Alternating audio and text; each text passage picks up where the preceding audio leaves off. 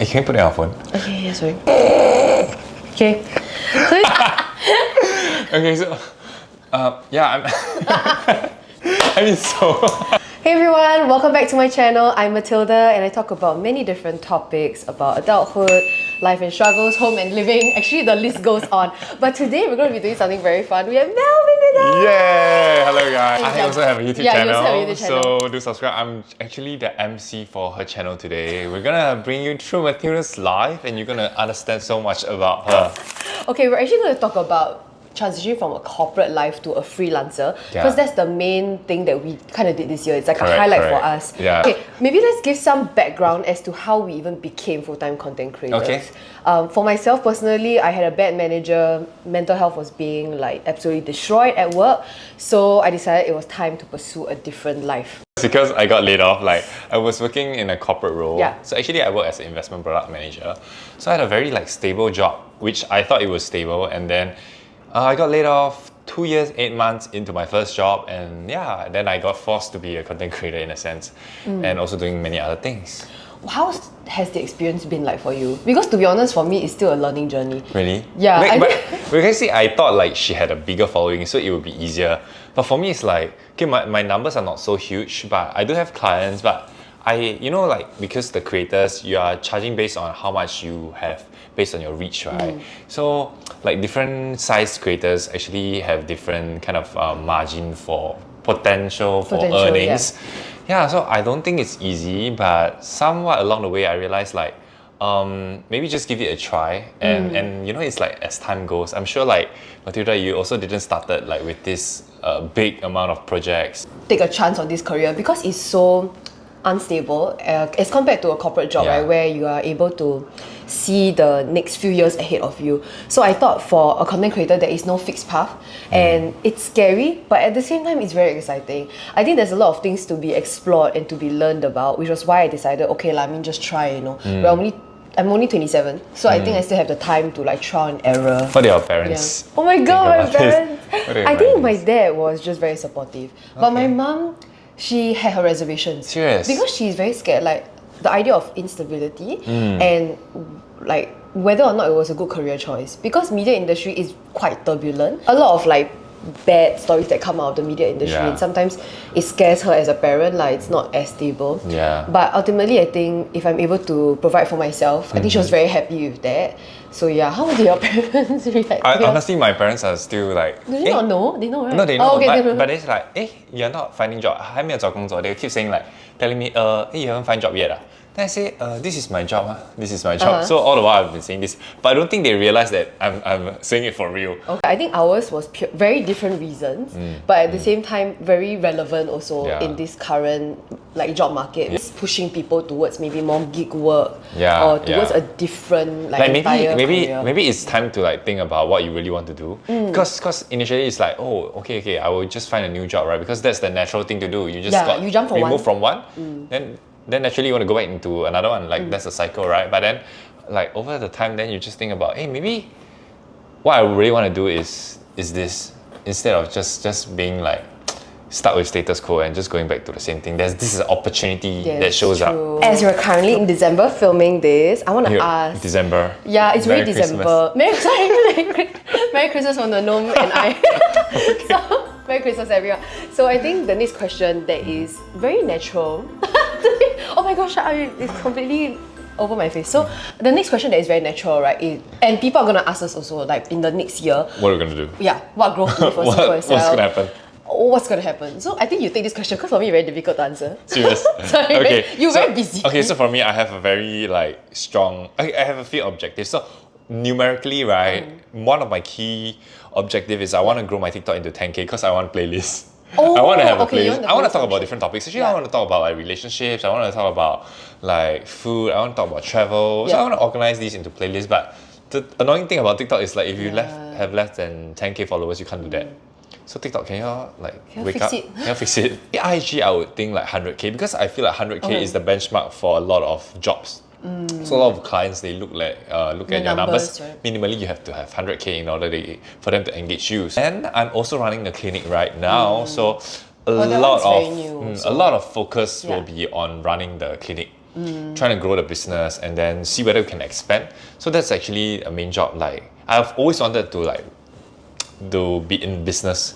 Okay. Rather than to own a business. Yeah, I feel like ultimately my end goal is always to own a business. So I think this is a chance to just stay away from being a corporate person and just running your own business. Let me talk about my growth for 2025. Yeah. So my growth for 2025 is that I want to do more things relating to writing, producing and directing. So I was looking at doing my own short films for maybe passion projects.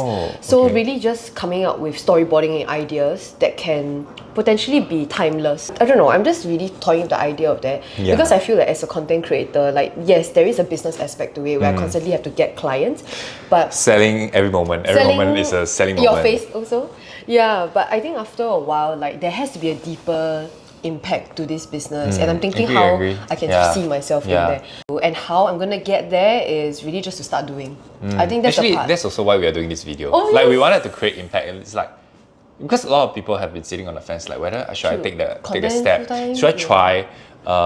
You might not be even already in the business, but you might want to try to become a creator. Or maybe you're looking for maybe just a sign to pivot. We always have this fear that we get judged. I think Mathildaaaa is one of the examples. She doesn't care. She don't care, but I do care because I don't know. I just feel when I was at corporate, I have to be more careful about what I post. Or what you say. So I always think about what I say, what I put on the internet. And then it's after I left the corporate world, it's wow, I can do anything. I can just be crazy. So the idea is to ultimately monetize YouTube and be able to make a steadier income. Yeah, from I also the want platform. We're looking at that. I've always asked Mathildaaaa this question while I was in corporate. Is something that she sees herself doing 10 years. I always worry as a friend, will you what is gonna be the end of this project? That's true. So I had a very interesting moment right before I quit the corporate life, which was that I had this conversation with someone, and this person actually asked me, which job do you see yourself doing 10 years tarot ago? cards. It's just more of because I was telling this person I'm going through a damn hard dilemma. Do I choose a very volatile life or something stable? Or go back to the IT, say cybersecurity. Cybersecurity, yeah. This person mentioned this question, which one can you see yourself doing for 10 years?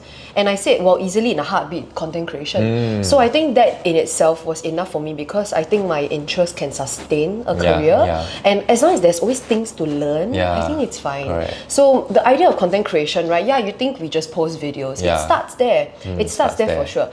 But when you can see the deeper skills that come into it, like public speaking, hosting, visual branding, videography, photography, there are so many things that we can do. Many ways that you can pivot and learn and move around and groove. So I don't think there's going to be nothing for me to do. I just think that maybe next time I will transition to a different role, maybe a more consultancy perspective or maybe advisory, maybe take a back seat director. I guess she's still exploring. I'm still exploring. I'm still young. I'm still fresh in this industry. So she's still young, guys. So if you're 27, you're still young. Wait, 27 is so young. Oh my god. 27 is too young. One aspect of jumping from a corporate career to a freelance or something that is more unstable, right?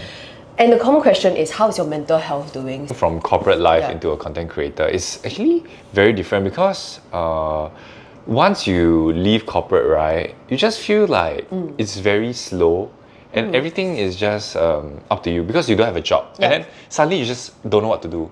It's like a typhoon and then you lost your house. It feels like that you have no home to go. Okay. But then, home is office. Yeah, but thankfully, of course, for me, I do a lot of things. I'm real estate, I'm in fashion. Yeah, I'm always been very busy. So for me, I don't feel that much. But I can totally understand some of the folks that got laid off or something like that. You might feel very dejected, empty and lack of self-worth. Because a lot of this, if you are very immersed in your work, everything, your achievement or happiness all comes from your work achievements, right? Yeah, that's tough. Then once you lose your job, you lose the sense of self-worth. For me, the mental health aspect, drastically improved because better. Yeah, once I was able to let go of the idea of a corporate version of me. Oh my goodness. And had to really go back to the basis of who am I as a person, who am I as a creator. I think that part was very exciting and it gave me a lot of chances to explore myself as a person. I learned a lot of things about myself in terms of my appetite to risk, being able to negotiate, being able to be open to other people, to receive feedback. And I felt like I learned so much more in this 1 year compared to my 5 years in corporate. Because in corporate, it's very structured. There is a certain way to succeed and you just need to follow the rubrics. Yeah. But in creator life, like no one's here to validate your job, right? Yeah. So you're the only person that is going to be the motivating factor to see whether you succeed or not.